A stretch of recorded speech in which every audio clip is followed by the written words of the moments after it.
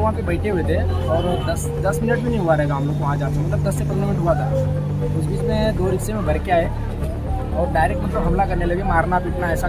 और जैसे ही वहाँ पे चिल्लाट मस्ती है, कुछ लोग आए मेरे घर पे, उन्होंने बोला, लोग ने रात भर ढूंढा, काफ़ी लोग, सुबह पुलिस के माध्यम से पता चलता है कि उसका मतलब मर्डर हो गया है। जानकारी मिला 6 बजे, रात में ही बताया लोग कि मैंने उठा लिया लोग। सुबह मैंने 8 बजे करीब फोन आया कि नहीं पुलिस स्टेशन में है तारू। हमारे दोस्त को नया मिलना चाहिए।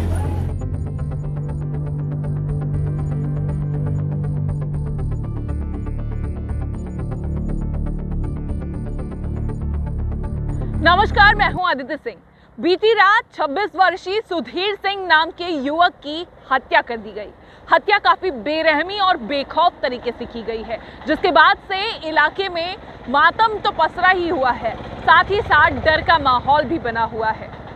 बताते चले, नालासोपारा पूर्व के पांडे नगर में सुधीर अपने दोस्तों के साथ में रात 11 बजे के करीब बैठा हुआ था। उसी दरमियान 2 रिक्शा वहां पर आती है और रिक्शे में बैठे लोगों द्वारा सुधीर पर वार किया जाता है और उसके बाद सुधीर को खींचकर रिक्शे में भरकर वहां से रिक्शा रवाना हो जाती है। यानी एक अपहरण के तौर पर यह साजिशन रचा गया था, ऐसा स्थानिकों का कहना है। और फिर उसके बाद में वहां पर इलाके में अफरा तफरी का माहौल मच जाता है। स्थानिक लोग सुधीर की खोज पड़ताल में लगते हैं, पुलिस को इत्तला करते हैं। पुलिस के साथ स्थानिक मिलकर सुधीर की खोजबीन करते हैं, लेकिन सुधीर का कोई पता नहीं चल सकता है। तभी अचानक सुबह पुलिस के द्वारा स्थानिकों को जानकारी मिलती है कि सुधीर की मृतदेह को जीवन नगर के पानी के प्लांट के पास में पाया गया है और काफ़ी बेरहमी से उसका कत्ल किया गया है।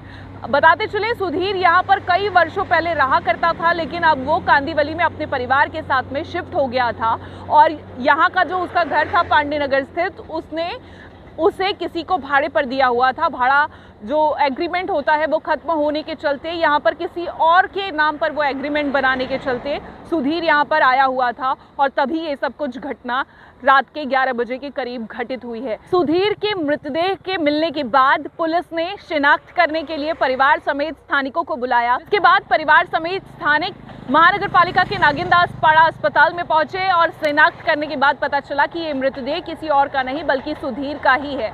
अब इसके बाद वहां पर मृतदेह का पंचनामा कर उसे शव विच्छेदन की प्रक्रिया के लिए आगे भेजा जा रहा है, लेकिन परिजनों का रो रो कर काफी बुरा हाल है।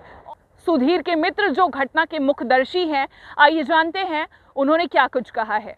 एक्चुअली हम लोग वहाँ पे बैठे हुए थे और 10 मिनट भी नहीं हुआ रहेगा हम लोग को वहाँ जाते, मतलब 10 से 15 मिनट हुआ था। उस बीच में 2 रिक्शे में भर के आए और डायरेक्ट मतलब हमला करने लगे, मारना पीटना ऐसा करने लगे। तो हम लोग 2-3 जन तो भागने लगे ऐसा, और उसको लेके मारे और लेके भी गए ऐसा। 10:30-11 के बीच में हुआ था। इन लोगों ने रोकने की कोशिश की, लेकिन हम लोग पे भी चला रहे बम्बू वम्बू, तो हम लोग क्या कर सकते हैं। काफ़ी ज़्यादा लोग थे, हम लोग 2 से 3 लोग थे, ज़्यादा नहीं थे। 2 लोग। कौन कौन थे? मर्दा और एक। तो क्या सुधीर की वो दोनों लोगों से कोई दुश्मनी थी? पुरानी बहस थी, उसी को लेकर ये सब कुछ हुआ। और क्या कहेंगे इसको लेकर, पुलिस प्रशासन से क्या कुछ मांग है? हमारे दोस्त को न्याय मिलना चाहिए। तो आपने सुना, अब इसके बाद सुनिए सुधीर के पिता का क्या कुछ कहना है, साथ ही स्थानिकों ने सुधीर के लिए किस तरीके से न्याय की गुहार की है। जो रहते थे वहाँ पे हम तो कभी आते भी नहीं थे, साल में 1 आध बार आते थे, वही लोग आता था भाड़ा किराया लेने के लिए अपने इधर।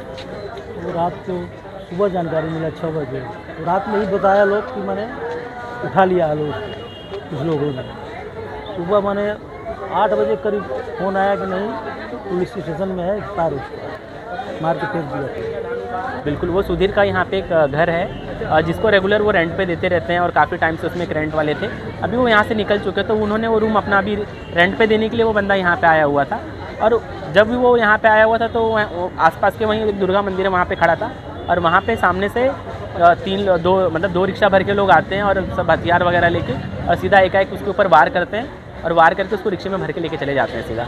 और जैसे ही वहाँ पे चिल्लाट मस्ती है, कुछ लोग आए मेरे घर पे, उन्होंने बोला कि ऐसा ऐसा हो गया है, देखिए आपका मतलब, वो एक्चुअली मेरा स्कूल में जूनियर था और हम लोग स्कूलमेट थे। तो उसी हिसाब से मैं बोला कि अरे तो बहुत गलत बात, हम लोग पुलिस स्टेशन जाते हैं। पुलिस को इस बात की सूचना हम लोग ने दी, पुलिस आई, वहाँ पे पुलिस से पंचनामा किया और बोला कि जो भी पॉसिबल हो सकता है एक बार आप लोग चेक करो कहाँ गया होगा कैसे। तो हम लोग ने रात भर ढूंढा, काफ़ी 2-3 घंटा 2.5 घंटा हम लोग ने ढूंढा उसको। और जब हम लोग थक गए तो हम लोग पुलिस वाले को बोला सर देखिए आपकी तरफ से भी क्या, क्योंकि हम लोग तो थक चुके हैं, अब हम लोग को पता नहीं वो लड़का कहाँ गया है। तो सुबह पुलिस के माध्यम से पता चलता है कि उसका मतलब मर्डर हो गया है, कि मतलब एक बॉडी मिली है, आप लोग आके शिनाख्त कीजिए, देखिए वही है क्या बंदा ये। तो सब फैमिली वाले भी आए हैं और उन्होंने शिनाख्त की, उनको पता चला कि ये वही लड़का है। पुलिस प्रशासन से यही मांग है कि ऐसी घटनाएं उनके एरिया में हो जाती हैं और मतलब पुलिस इतनी सेंसिटिव से नहीं लेती है। उनको इस विषयों पर ध्यान देना चाहिए कि ऐसा बेखौफ लोग किसी के भी घर में घुस के किसी को लेके जा रहे हैं, किसी को मार रहे हैं, दिन दहाड़े किडनैपिंग कर रहे हैं और दिन दहाड़े चोरा चाकू चला रहे हैं, ऐसे लोगों पर सख्त से सख्त कार्रवाई होनी चाहिए। जिसने भी किया ये ऐसे कुक रहते हैं, ऐसे दोबारा होने नहीं चाहिए। कितना स्ट्रिक्ट एक्शन पुलिस को लेना चाहिए उनके ऊपर।